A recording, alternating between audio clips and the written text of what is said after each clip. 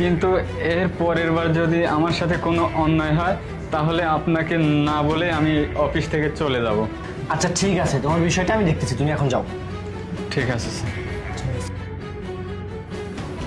Sir, আপনি আমাকে ডেকেছিলেন?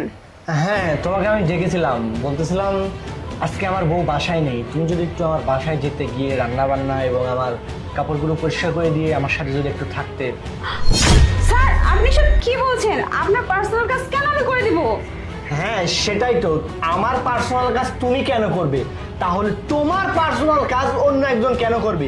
তুমি আমাদের অফিসের সিকিউরিটি গার্ড আমিরুলকে দিয়ে তোমার সমস্ত পার্সোনাল কাজ করিয়ে নিয়েছো, আর তাকে তুমি সবার সামনে থাপ্পড় মেরেছো কেন?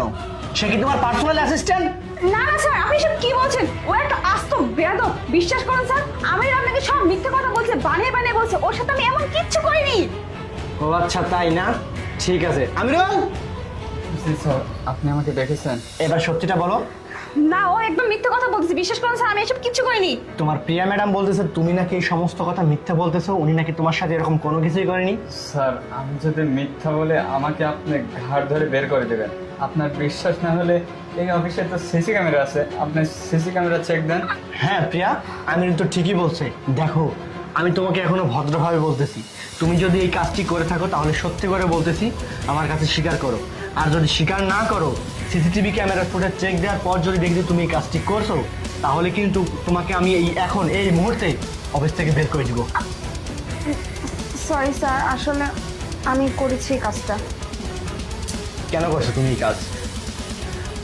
উনি আমাদের অফিসের সিকিউরিটি গার্ড, ওনাকে এই অফিসে রাখা হয়েছে অফিসের সিকিউরিটি দেওয়ার জন্য, কারো পার্সোনাল কাজ করার জন্য এখানে রাখা হয়নি।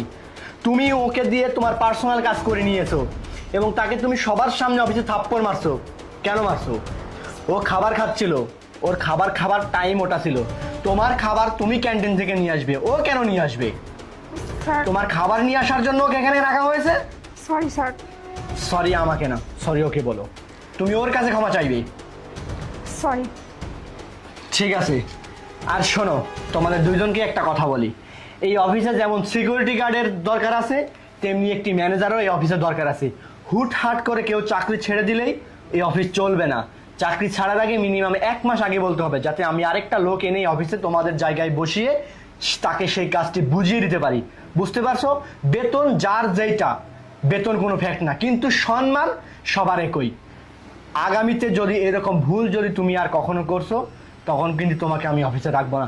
তোমার সিভি আমি নষ্ট করে দেবো, যাতে তুমি পরবর্তীতে কোনো জায়গায় গিয়ে আর কাজ করতে না পারো। যাও, নিজের কাজ করো।